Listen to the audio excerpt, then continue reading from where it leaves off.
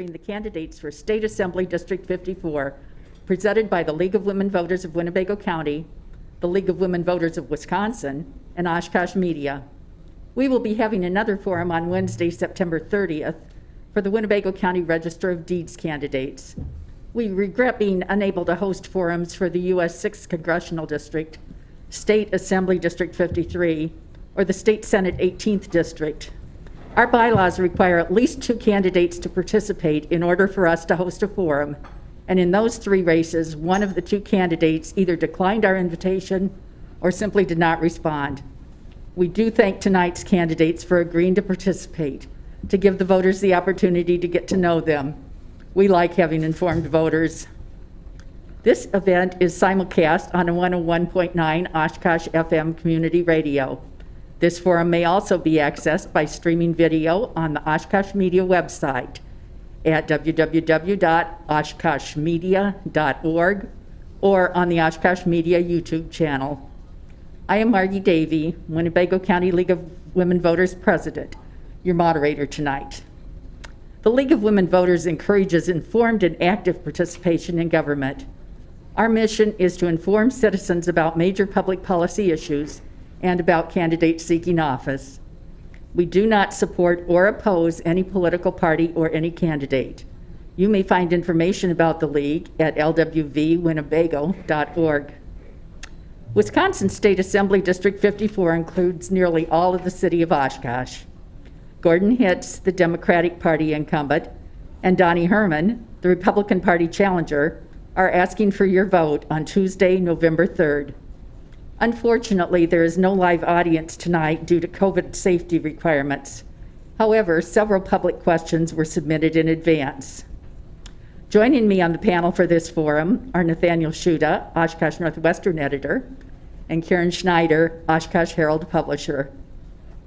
Candidates, our timekeeper will give you cues, and we thank you in advance for keeping your answers short so that we may cover as many issues as possible. Please put a period at the end of your statement when you see the stop sign. Otherwise, I'll do it for you. So we will start with opening statements.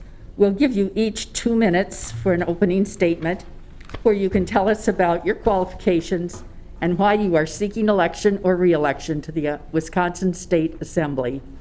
And going alphabetically, we'll start with you, Donnie Herman. Hello, thank you for having me. This is my first time on a debate. I am Donnie Herman. I was born and raised here in Oshkosh. I went to Reed School, Merrill School on Oshkosh North. After graduating, I went to Fox Valley Tech with a bunch of electronic and business classes. I actually started in Oshkosh. I've been here all my life. I started here for a paper route when I was 11 years old, and I did that till I was 17. During that time, I was working at Oshkosh Printers also with my dad until 1978. In 1978, I joined the Leach Company, which was a refuse, which is closed now. But I worked there for 25 years, 13 years with the union, and the other with management. I went into management. While I was at Leach Company, I started sunk dive and ice service, which I still own and operate today. And I also have a crane service that I actually operate myself. So 10 years ago, I bought the Fountain Tavern. So I have a lot of businesses. 5 years ago, I bought a business in Split Rock, Wisconsin by Tigerton. That's all bar restaurant. And for the last 45 years, I've been a volunteer for Otter Street Fishing Club, plowing the roads and doing all the ice safety reports for Lake Winnebago, trying to save people's lives and keep them safe. I've been involved in my community here for my entire life. I am running for this district because I was born and raised here. And I believe we need to bring some common sense back to Madison. I think some of the career politicians we have lost the reason on why they were voted in. And that's why I'm trying to bring some small business voices back to Madison. Thank you, Donnie. Gordon Hintz. Well, thank you. I'm Gordon Hintz, and it's been an honor to represent the people of Oshkosh in the Wisconsin State Legislature. I'm asking for your vote on November 3rd because it's crucial that this community and state have elected officials who take the threat of the coronavirus seriously, who take the time to understand infectious disease and the science involved, and who recognize that we must first contain the virus before the economy will recover and before our kids can expect to return to more normal in-person education in our schools. The unprecedented situation has caused fear, uncertainty, and upended life as we know it. And I've been taking the threat of the coronavirus seriously from day one and have been fighting hard to get Wisconsin back on track. Last April, I worked across the aisle, leading the effort to deliver immediate relief to families by eliminating the one-week period for unemployment insurance, providing direct aid to small businesses, and expanding health care access. As a member of the Wisconsin Economic Development Corporation Board, I voted to approve $1.8 million in grants to over 700 area small businesses to support them during the health crisis. Voters in the 54th will have to answer the question, how can someone who doesn't acknowledge that COVID is a pandemic be counted on to offer solutions to help small businesses navigate and recover from the pandemic? If my opponent can't acknowledge that there is a problem that we've been dealing with for months, then he can't be counted on to offer solutions that will help the people he wants to represent. I'm the only person running in this race willing to offer solutions to help people in Oshkosh stay healthy and recover from the pandemic. I have the experience needed to advocate for common sense responses to the coronavirus so that we can safely reopen our economy and our schools. I've been in regular contact with city, county, school district, businesses, medical professionals to understand the local impact of the coronavirus. And I've always done my best to be available and be responsive to my constituents now during this time and promise to continue this engagement going forward. Thank you. Thank you, Gordon. We did give you a question ahead of time, I believe. It's a question about the state budget. The pandemic has had a severe impact on state revenue and expenses. How should these budget issues be addressed? And this time we'll start with you, Gordon. Well, the one thing is I've served in the legislature in the majority during the last recession, and I can tell you that it's not easy. You have to prioritize programs that there's often more expenses for. You have less revenue because the economy slowed down, but there's more demand for everything from health insurance to financial aid, to a number of other factors out there that are aimed at mitigating it. You've got to look at all factors. I think we do have to push the federal government for more direct assistance to the states. That's something that was done in the 2009 recession. That was part of the solution, but we can't bank on that. I don't think anybody can. We know we're going to need money for schools, for technology, for safety, for flexibility as we get through this pandemic. We know there's going to be no shortage of need for Badger Care, so I recommend that we take the Affordable Care Act Medicaid expansion, which would give us $300 million of state savings to be able to put into other programs. We're going to have to make some tough decisions. I think we can weigh, the trade-offs of each of those things, but the need doesn't go away. And we have to just try to prioritize what the most important things are during this time. But to be honest with you, taking advantage of the money that we can have by taking the Medicaid expansion would probably be the best thing that we could do. Okay, thank you. Would you like me to repeat the question, Sure. Donnie? The pandemic has had a severe impact on state revenue and expenses. How should these budget issues be addressed? Well, I think a lot of it, we closed businesses early. We didn't really know a lot about the pandemic. And a lot of the taxes and thing that we lost during the 2 months that businesses were closed, I think they didn't project on what was going to happen with the economic problems that we're having right now. It's when you close businesses and where we're going to get the extra money to fund schools and everything, we're going to have to cut a lot of spending. I think government programs, and we're going to have to take a look at them very seriously on how to cut the spending so we can have this money that we're going to be shortfall. And what we can do with that is, I don't know what government spending, but we really have to look at those issues on government spending and how to cut that. And take the medical and the school, and we're going to have to choose which one needs the money the most is what we're going to have to do. Okay, thank you. Now we're going to switch from me to our panel. And these questions, some of them have been submitted by the public. Some of them come from our journalists that are here tonight. And we will start with a question. Oh, and these you'll have 1 minute for, which is half as long as you had before. So that's after you start your answer, not the question itself. And we will start with Nathaniel Shuda. One of the things that we've already talked a little bit about is the effect that the pandemic, that COVID has had on the state budget. Kind of on a different angle to that, wanted to focus a little bit on what the state is doing or should be doing or not doing in response to what's going on with COVID and the pandemic. Just here today, in Winnebago County, there were 517 new cases from yesterday. Wondering, and this question, part of this question comes from one of our members of the public, and the question being, what steps should state government take to deal with this issue? And are you satisfied with the current response so far? And we'll start with you, Donnie, on this one. Well, apparently my opponent doesn't think I take this seriously. I know it's a virus. And, back in June, I didn't know anybody that actually had the virus. Now I probably know 100, 150 people that had the virus. And I know it's a virus, and I know it's like the flu, and we have to take it very seriously. I believe the state went too far with closing businesses right away. We could have probably handled that a little bit different. And also with the mask issue, I believe that the mask issue is up to the person. We can put it in place with the mask, but I think we proved already in the last 60 days that it's still spreading like wildfire. So the mask might help, but I really think that we have to make that choice for the people. I don't think the government can stop a virus. We can control it, but I don't think we can stop a virus. We have to try to do that. Thank you. Gordon?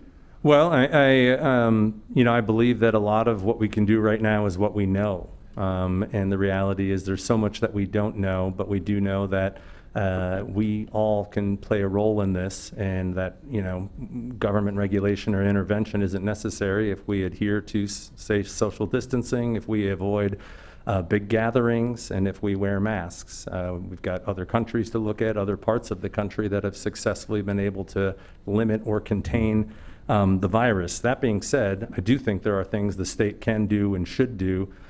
We need to improve the speed of our unemployment system. There's a lot of people that have been displaced for that.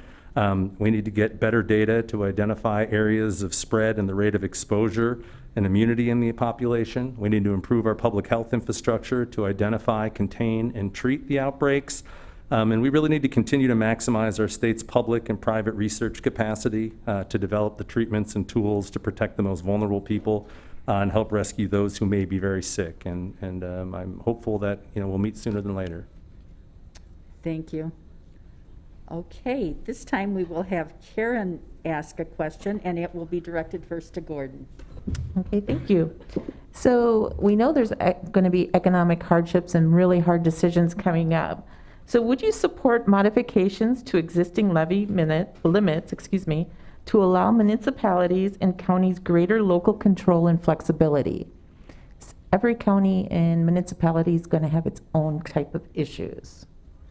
So this is one of the challenging ones. More than half the money that the state spends ultimately impacts property taxes. If you cut money for schools, it shifts the burden to local property taxes. If you cut state aid and shared revenue to municipalities, it impacts local property taxes. So part of the budget will already dictate that. I think we need to be honest about what the costs are, given that usually when there's a recession, there's more need for a lot of government services. During a recession, there tends to be more crime, more activity that's going to require more public safety resources. And I think that's got to be a dialogue between municipalities and the state just over what those are. I think we're over dependent on the property tax, but that's the only avenue right now for municipalities, and there may very well be real costs, and the question is, is there an alternative revenue source, or is levy flexibility the way out? I'm certainly open to those conversations. We don't have the sales tax option here. I know other counties are impacted and more than we are. Okay, thank you. Donnie?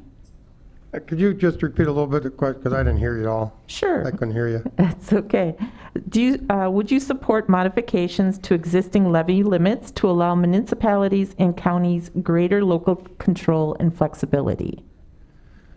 Yes, I'm not, I said I haven't been in Madison, but I think we can probably get, I don't know where we're going to get the money from the taxes that we're missing right now. I still really think that what's going to have to happen is we're going to have to watch our spending on what we're going to spend and where we're going to put our money into the school system or where we're going to put it. I think we have to put a lot of it in the school system, actually, the money that we're going to be shortfall, we can come up with money. Because if you have a good education, and you're going to have a good economy is what's going to happen. So I really can't answer the question 100% because I haven't been to Madison on the budget, so I can't answer that 100% on the budget, what all goes, where all the money goes from the property taxes. Okay, thank you. Nathaniel, do you have a question for Donnie? Wanted to talk a little bit about another topic that's been in the news recently, and that's the issue of policing. And I know here in Oshkosh anyway, we've got a community policing system that was adopted several years ago. Wondering what your thoughts are as to how communities like those in the 54th Assembly District, namely the city of Oshkosh, how they can balance being an open, welcoming, city and assembly district, while also making sure that they're protecting folks in the community, and wondering what you think the state can do to help municipalities, help communities deal with this issue. Well, first of all, I back the police department 100%. I think we do have probably a racial problem in the state. I don't think it's as bad as what they say it is, because I have many businesses and I deal with racial inequalities all the time. But I really think the police department is doing a great job here with Dean Smith running operations here. I think you just have to get with the community and have maybe forums and why are we having all these problems. I seen pictures of Madison and I thought that was a disgrace on what they did to Madison and boarded up windows and everything. I think the police department actually has to step in and control that. I really think we have to do something to where we can protect the police so they don't have to go through, and I don't know what it can be, but I think there's many things that we can do to control these riots and everything that's what's going on in the state. Like water, we could use water or anything to keep the riots down and everything. So that's what I'm thinking. I really think that can happen. Thank you, Donnie. Gordon? Well, at the heart of our problems, really nationally and in Wisconsin, are racial disparities. And in Wisconsin, we've been dead last in a lot of racial outcomes, whether it's education, whether it's median wage for the employment of black men, and obviously the worst one where it's the disproportionate incarceration of black men in our state. There's no doubt at this point that, you can't go a couple months without a video of disproportionate violence against people of color, predominantly black men, but certainly not limited to those. And I think we need to have some more urgency. I mean, in the question, Mr. Shuda mentioned, the key to our economic growth, to our population growth as being a desirable destination. and being welcoming to diversity. I too have talked to Chief Smith, Sheriff Motz, and we've had good conversations. It's part of the protocol. It's part of the discussion that they go about every day and how they go about doing their jobs. But there are things we can do at the state to review use of force standards, to ban chokeholds, to do some other things, directly in the line of duty. But it's an issue that needs more urgency. Thank you. Okay, Karen, do you have a question to go to Gordon first? I do. So this is kind of following up in the same vein. So our current political climate is pretty contentious. We can't seem to agree on anything, on basic facts. What will you do as a leader to bring us back to a time where we think of ourselves as Wisconsinites or Americans versus Republicans and Democrats? Well, I think there are Republicans and Democrats who wish it were a lot different than it is. Sometimes politicians get blamed, and sometimes the public or the internet or the Russian bots or whoever. The reality is you got to be able to control your own reaction and your own conduct and try to stand for something, for the truth. But there's a lot of false choices out there. I mean, it's very possible and pragmatic to support and respect the work that our overburdened, over-expected law enforcement does and still want there to be high standards of conduct for their actions, to know that, we're doing everything possible to avoid and prevent the kind of, disproportionate, tactics and policies that we have seen. But we really need to lead with good information. We are at our best in the legislature when we agree on what the outcome should be and then discuss and debate the best way to get there. We all want good paying jobs. We all want, good healthcare outcomes, but we got to get back to debating over the things that get there. Okay, thank you. I think we can all get along. I don't, in the last 10 years, I don't know what happened, but we have Republicans and Democrats. I mean, they hate each other. I think we can find a common ground if you have a good leadership. I know with social media and Republicans get slammed, Democrats get slammed. We have to learn to get along if we want to be Americans and have a good Wisconsin economy and everything. We have to bipartisan bills that are sponsored that'll help Wisconsinites bring jobs back in. And I think a good leadership, you can take a old business, and perfect example is Chrysler. You can bring a guy in that has good leadership skills, and they can make changes. And that's what we need to do. We need a lot of small business people in Madison to make these changes so we can all get along. And is it going to be right for 100%? No, but I think we can really push it to where we can get along enough to make Wisconsin great again. Thank you. You set, Nathaniel? Mm-hmm. Okay.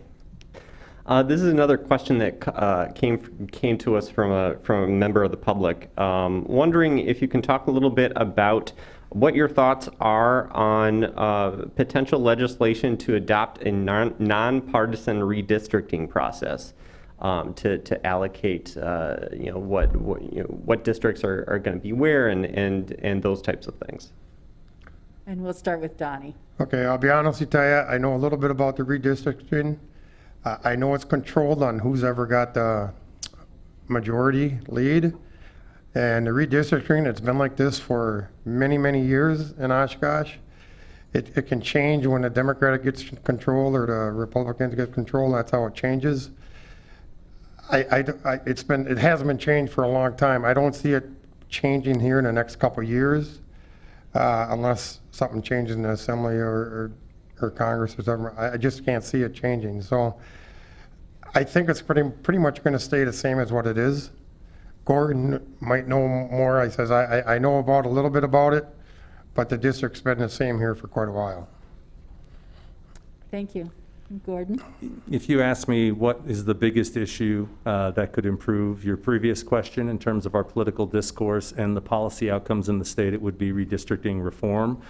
This is the election that determines the lay of the land in the legislature and who gets to control redistricting. And if Democrats hold on to the seats they have or pick up some, it will be the governor and the legislature who ultimately decide this. That being said, I think we should have nonpartisan redistricting like Iowa does. And just so I demonstrate that I was even-handed, when the Democrats were in the majority, I was a sponsor of the bill to have nonpartisan redistricting as well. So it wasn't just a matter of not being in power that determined my position on this issue. Everything that you hate about politics and government is related to redistricting. I remember the lame duck session. I would talk to my Republican colleagues and they would say, well, I don't want to vote for this, but if I don't, I'll get primaried, and that's the only way I can lose my seat. In other words, there's no accountability to the voters or to the district, and that's why you don't see Medicaid expansion. It's why you don't see marijuana reform. We don't see these issues that are popular. So I think the public gets it. They're asking for it. We should do it. Thank you. Karen?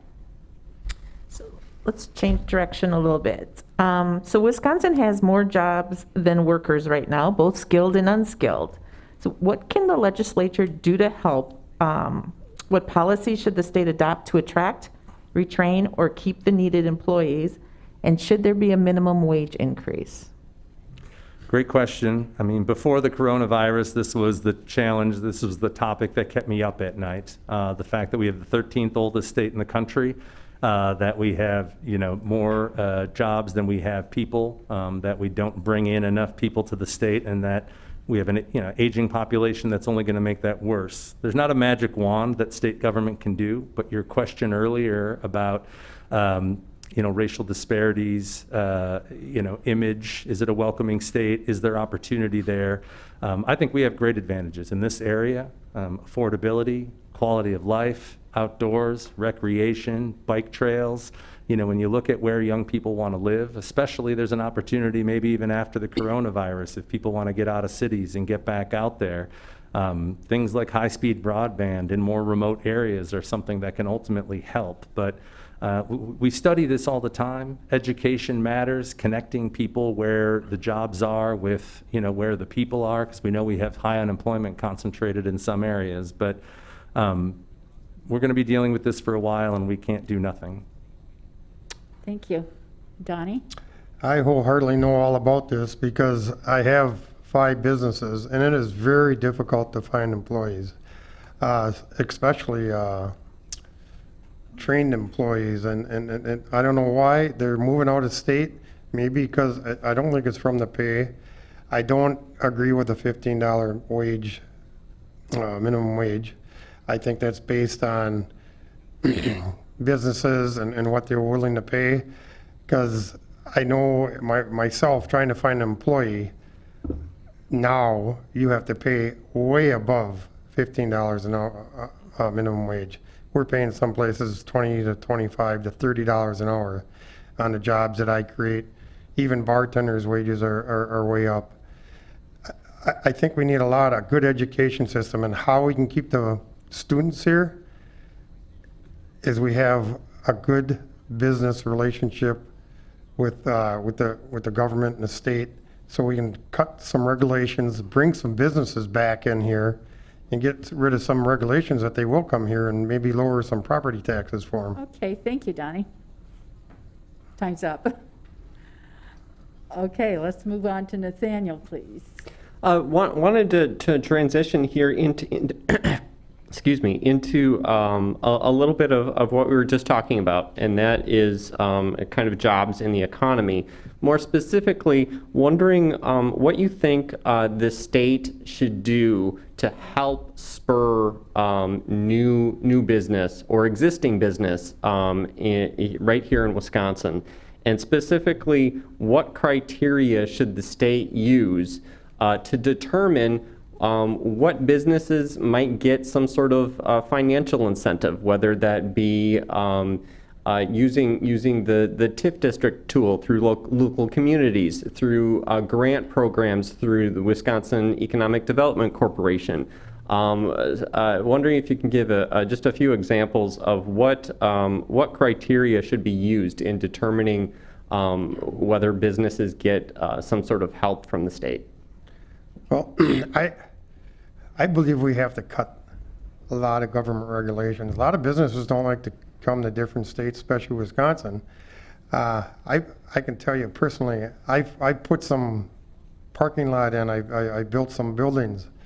The government bureaucracy that you have to go through just to build here it's unbelievable what you got to do. Now, so a business will come in, let's say you're going to put a business in, it's a $100,000 business. Just to build it before you even get started, you'll drop $25,000 just before you can even, with the architect and everything. We have to curb the government regulations.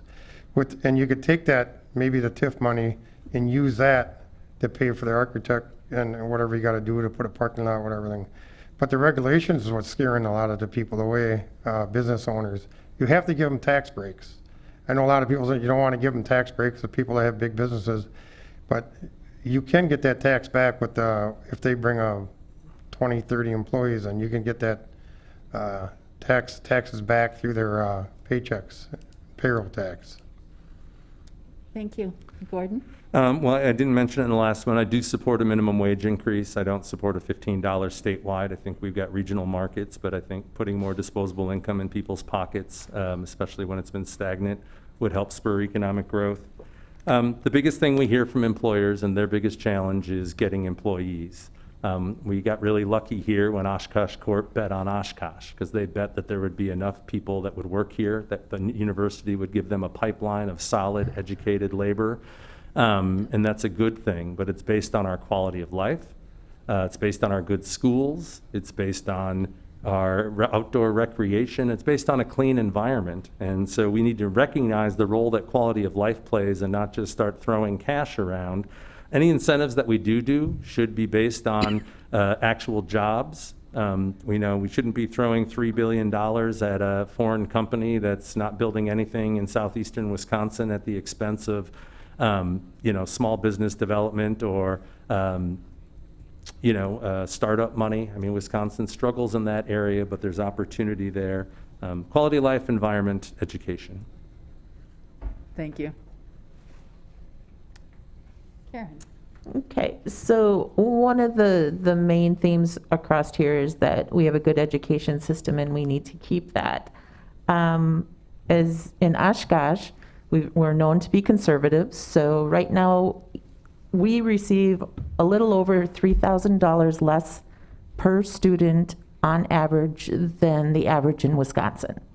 And as it's now, there'll be increases and it's percentage, and it's all a math game, right? Because if you increase everyone by a certain percentage, the one on the bottom is still going to end up on the bottom because their percentage is going to be lower than the one in the average. So that being said, would you plan on changing how funds are distributed among the public schools? And if so, how would you redistribute them? So this is one that, as long as I've been in the legislature, is incredibly complicated because we have urban districts, rural districts, growing districts, shrinking districts, districts with high poverty, districts with English as a second language, districts that are property rich but income poor.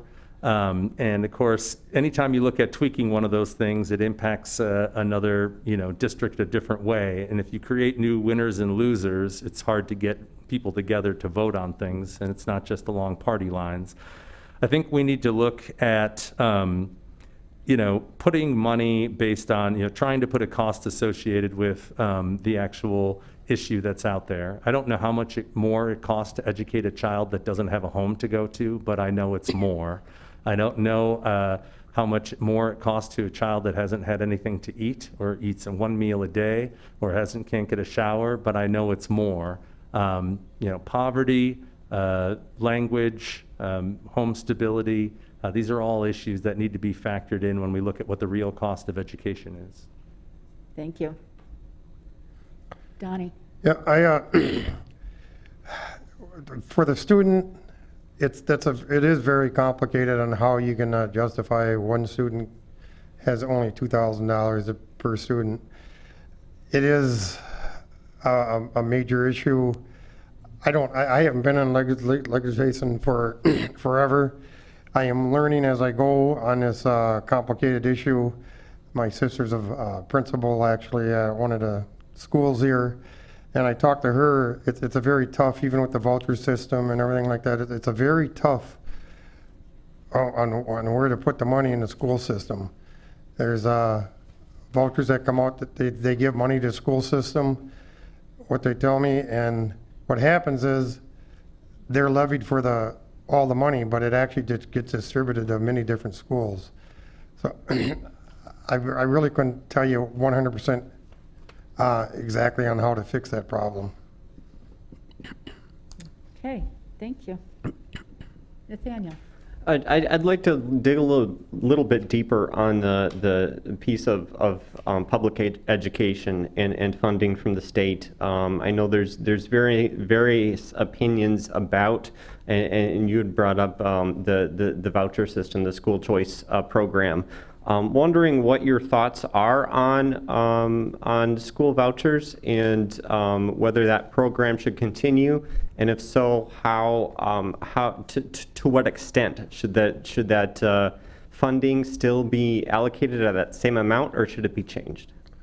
Well, school vouchers is, they get the money, it's tax money, it's our tax money, the school vouchers.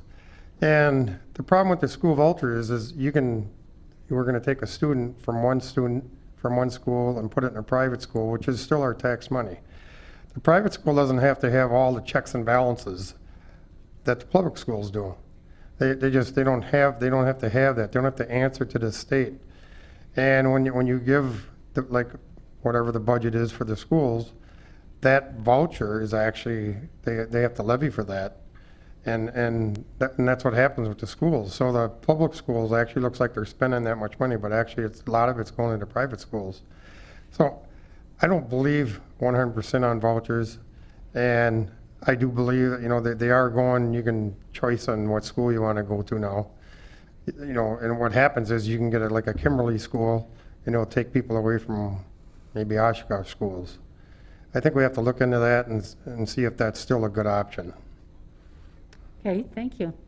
Gordon? Well, I think we're fortunate in the Oshkosh area in that we have good public schools and good private schools. However, I've long opposed taking money out of public schools and transferring it to private schools, especially when we got the stats that the money went to pay for tuition for students who were already paying previously or receiving scholarships. So we're not providing new opportunities. In fact, the public schools will tell you they're not losing students, even though we're seeing the percentage of students grow that are paid for by local property taxpayers in Oshkosh. So the idea that we are just paying the tuition of someone who was previously private paying is the kind of thing that drives me crazy, diverts resources away from our schools, and increases property taxes, I think is wrong. In addition, the school district is left holding the bag with some transportation costs related to those students as well. And I think the voucher discussion has kind of gone on and the policy has expanded with a program that's really unchecked on the results. And so I don't support the current voucher program. Okay, thank you. Karen? So I believe I read that California wants to go all electric with their vehicles by 2030 or something like that. And climate change is a serious threat to us. It impacts our health, our environment, and our economy. What specific actions will you take in the legislature to reduce emissions from burning fossil fuels and move us towards a cleaner energy economy? Gordon? This is one that's changed dramatically in that we used to have renewable energy standards where we would put goals out there that we had expected to commit to meet in terms of standards, and those have gone away, but we've seen energy utilities continue to move in that direction because that's what the public wants. And so we are seeing some free market movement towards more energy efficiency because there's a recognition out there that that is ultimately what the public wants, and they're seeing what their impact is.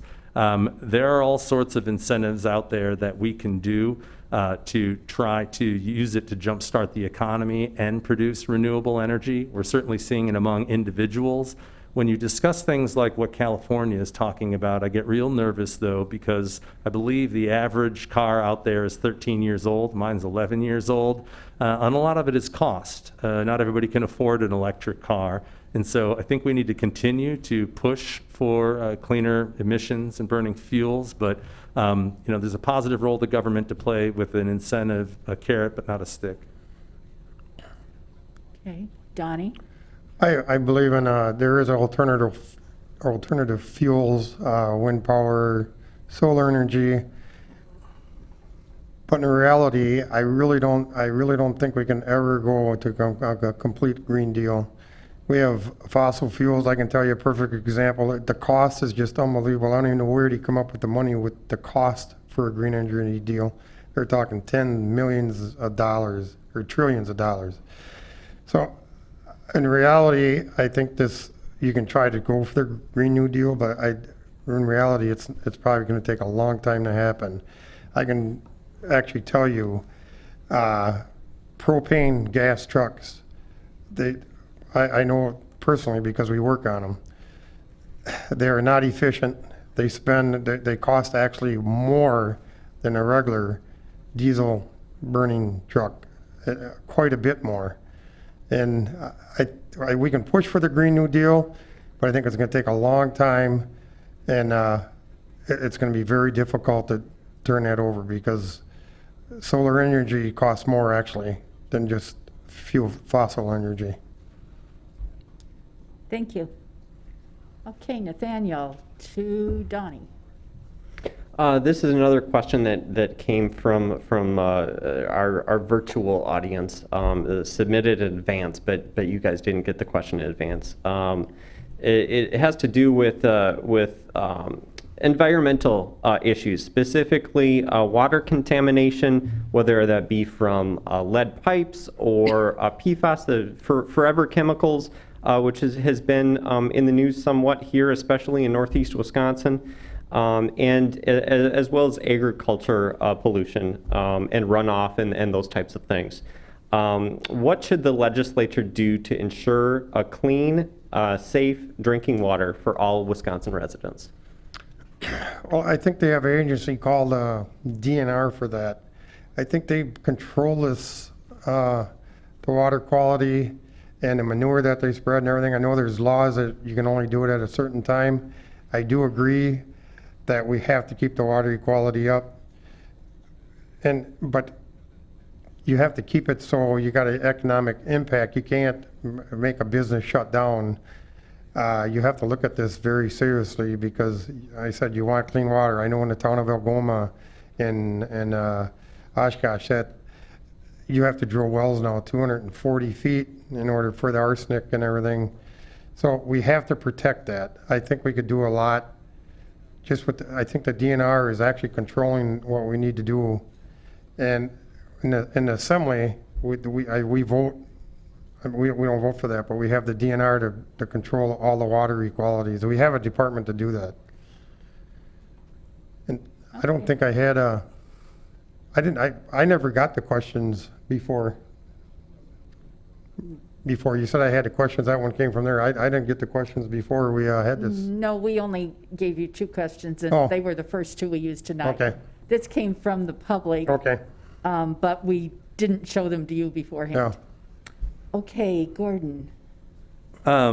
This last session, we did pass a number of issues related to groundwater and drinking water that remain to be seen whether they're going to pass the Senate. The coronavirus happened before the Senate met. There's some talk that they will meet after the election.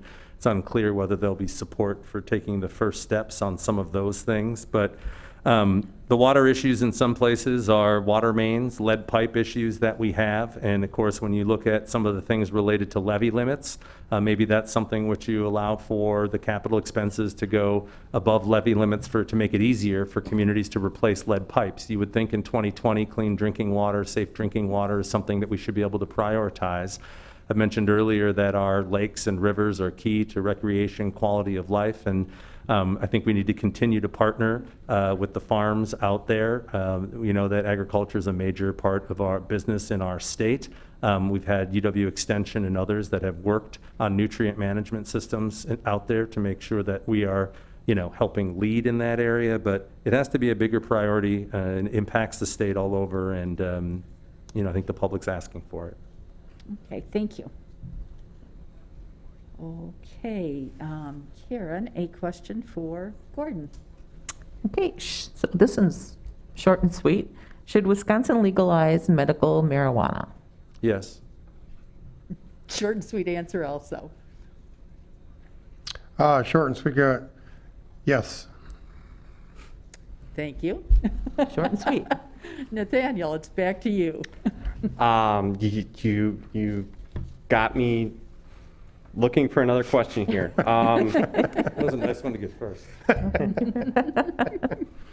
On the ballot in November here coming up, in addition to this race, there's also a local race, or not local race, but a local advisory referendum for Winnebago County, talking about whether or not the legislature should attempt to enact legislation to eventually come up with a constitutional amendment that would overturn Citizens United, and dealing with whether or not political contributions should be limited, and whether or not individuals should be potentially limited based on that amount of money that's being given for political campaigns. What is your thought on this issue and going into this referendum? I don't know a lot about the referendum. I think that we should control the donations that come for the political parties. We can't control that. I know for assemblymen, they have certain limits that we can do, which I'm learning as I go on some of my fundraisers. I think we should have to look into that. I don't know all about the amendment, so I'd have to just tell you that we have to control the donations, and so it's not a lot of money coming in all the political parties. Gordon? You know, I think we've had a number of counties in the state that have passed these advisory referendums because I think people recognize that big money controls our politics. I mean, Donnie and I will raise money to tell you to vote for each of us, but the reality is, you know, in these other races, outside groups that don't have to report will end up spending more money probably than any of the candidates will to disproportionately impact policy. The number one spending group in state races in Wisconsin is the school privatization movement funded by Betsy DeVos. They've spent money against me before. A lot of times they don't say how much they spend or who ultimately funds them. But when the U.S. Supreme Court said that money equals free speech, it essentially allowed for very little regulation out there. And again, I mentioned redistricting is probably the top reason why people will hate politics. Money in politics as well, because it makes people feel like they don't matter. It disproportionately impacts things, and it gives some people a bigger seat at the table, and I think that erodes confidence in our democracy. Thank you. Want to try for another zinger, Karen? We'll go for more than one word this time.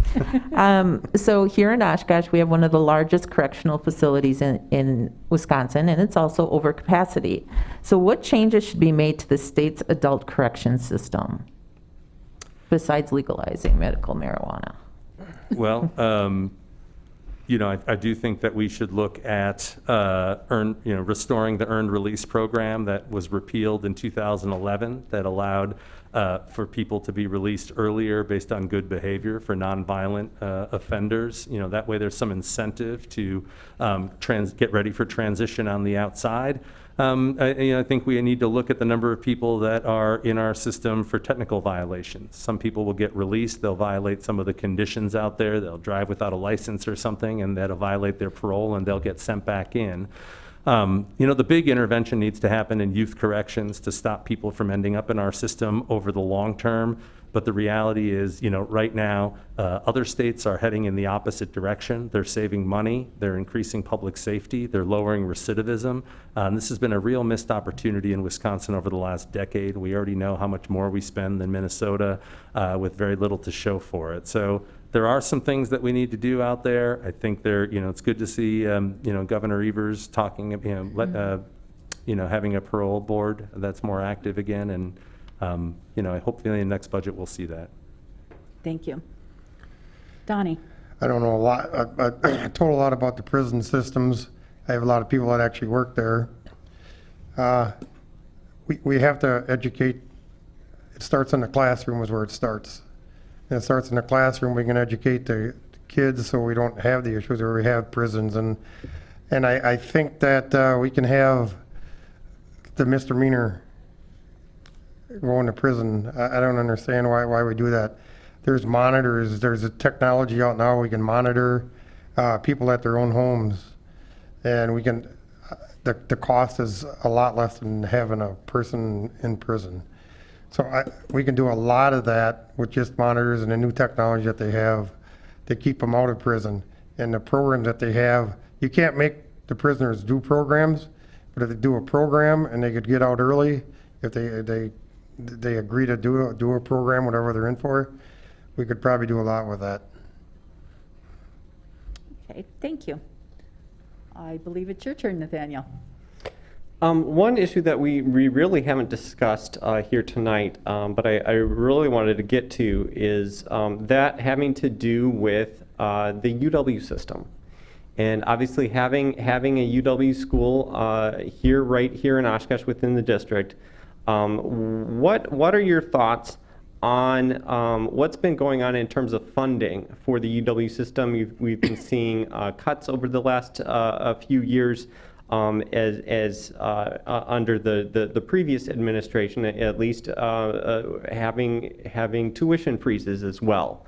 Wondering what your thought is on how to make sure, we had talked previously here tonight about making sure that there's a good education system, and I think a lot of that focused on the K-12 system. But what are your thoughts on how the state should go about funding higher education and the issues surrounding that? On the UW system, I'm not 100% familiar with it, and it's really tough with the COVID. Do we even know what the virus that's going around? What our education, our UW system's actually going to be next year or this year? We don't even know that. The funding has to come through the assembly and the government. I mean, that's what the funding has to come through that. To raise property taxes to do that, I don't know if that's the ticket to do that also, but I can't tell you. I don't have a lot of really knowledge of the UW system. I know it's one of the top funds that we have. That we spend a lot of money on the UW systems. So I really couldn't tell you 100% on that.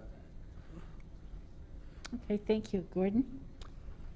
Well, it was a real missed opportunity over the last decade when I think we saw more than 40 states in the country increase funding for higher ed during the period of longest economic expansion in our country's history. And they're in really dire straits right now. They were forced to spend down whatever reserves they had. They've lost room and board in the spring.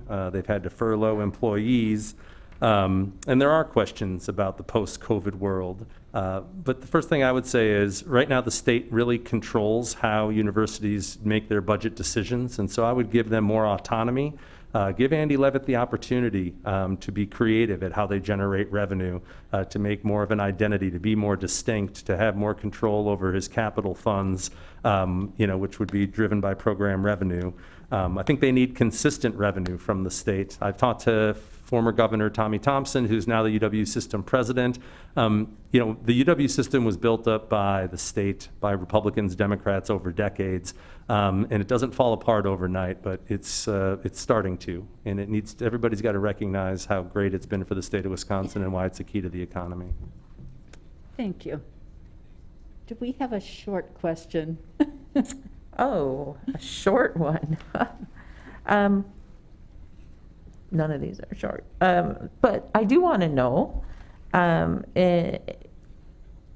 there any constitutional rights that you feel are currently under attack, and how would you protect them? If you're requiring a mask to be worn indoors, I would say, no. I feel like there's a lot of abuse of the constitutional violations in terms of what's thrown out there, what people feel, are a violation or not, especially when you look at the purpose of wearing a mask. My mask doesn't protect me, it protects you. Your mask protects me. It's something that we are trying to do to limit to help my rights to be healthy. I have a right to try to live in a world where there's not viruses being spread. And so, I feel like my rights are violated every time people aren't practicing safe distancing, where they're gathering in big crowds and where they're not wearing masks. So I guess rights are in the eye of the beholder sometimes. Thank you. Donnie? I think the constitutional rights should be protected. That's the first thing that we should look at. We should never alter constitutional rights. The mask issue, to me, it's a constitutional right. I think they're overstepping their boundaries. It should be people's choice if they want to wear a mask. If a business wants you to wear a mask at their business, and that's fine, it's their business. But if you're out in public and wherever you're at, the mask issue to me is their choice, is a people's choice. It's just like gun rights. Gun rights are trying to go after gun rights constitution or our gun rights. I believe wholeheartedly in the Constitution. That's one of my biggest things why I'm running, is to protect the Constitution. What's next if the governor goes, well, you're gonna have to wear a hat when you go outside, you gotta wear this kind of jacket. We have to make sure that our rights, our constitutional rights are protected. That's the number one issue that most people that I talk to. Okay, well, thank you. We have now come to the time where we can have a closing statement from each of you. You will each have 1 minute. You can clarify or rebut something said earlier, or you can make just a closing statement, that whatever you want. And we'll start with you this time, Donnie. Okay. People should vote for me because I like to bring back the trust in government. I feel that's been lost a little bit through the years. I feel it's time for new blood and new voice. I am not a career politician, and I would bring a completely new perspective to issues at hand. As a small business owner, I understand how government's decisions can affect us wholeheartedly. And I want to make sure that those that have small businesses, if you've never had one, you got to make payroll decisions. Sometimes you have to go to the bank to actually get your payroll. And that's what government needs to run on. And lastly, it is very crucial, which I said before, that our constitutional rights are protected, especially our Second Amendment rights. I want to take your voice to Madison to make sure government works for you. I work hard every day, and I pledge to work hard for you in Madison. Please vote for me on November 3rd, and I want to thank the League of Women Voters for having me. This is one of my first debates ever, but it was very enjoyable. Thank you. Gordon? Well, I too want to thank the League of Women Voters and for all the viewers out there for taking interest. Elections are about the future, and just like our presidential election, voters in the 54th District have the opportunity to choose the direction of their community and state. And decisions made on November 3rd will have consequences on healthcare, education, and the economy going forward. I believe we need to take the coronavirus seriously and work towards solutions that protect the public, support small businesses, and provide quality education. I believe we need to support the Affordable Care Act that protects pre-existing conditions. I believe we need to expand Medicaid to provide access, to increase access, lower health premiums, and save the state $300 million, just like 39 other states, including all of our neighboring states, have done. I believe we need to end partisan gerrymandering. I believe in 2020 in Wisconsin, everybody should have access to clean drinking water. I think we need to do our part to end climate change by having more renewable energy and less emissions. I think we need to reduce racial disparities out there and make it a priority for the state going forward. And thank you, and I hope to have your vote on November 3rd. Thank you. This concludes this forum for the State Assembly District 54. On November 3rd, you may choose between Democrat Gordon Hintz, the incumbent, and Republican Donnie Herman. This forum has been co-sponsored by the League of Women Voters of Winnebago County, the League of Women Voters of Wisconsin, and Oshkosh Media. Thank you to panel members Karen Schneider and Nathaniel Schuda for asking questions, to the public who submitted questions ahead of time for us, and most importantly, thank you to both of you for participating tonight. We really do appreciate that. Remember, you can find this forum and the Register of Deeds forum being held on Wednesday by visiting oshkoshmedia.org, as well as on our website, lwvwinnebago.org, and our Facebook page. The election is Tuesday, November 3rd. The polls are open from 7 a.m. to 8 p.m., and you may register when you go to vote on Election Day, though we hope you have before. Proof of residency is required. You must also show a photo ID in order to vote. To obtain an absentee ballot, write or call your municipal clerk or stop at that office and vote now, between now and October 30th. Fill out your absentee ballot and take the completed ballot to your municipal clerk's drop box, or put it into the U.S. mail at least 1 week prior to the November 3rd election. We are recommending that you take it to the actual municipal drop box if you possibly can. Find information about voter registration, polling place, and ballot at www.myvote.wisconsin.gov. And you can also learn more about the other candidates in the races that we were not able to do the forums for by going to vote411.org. Our democracy depends on citizen involvement. Please exercise your right to vote. Thank you.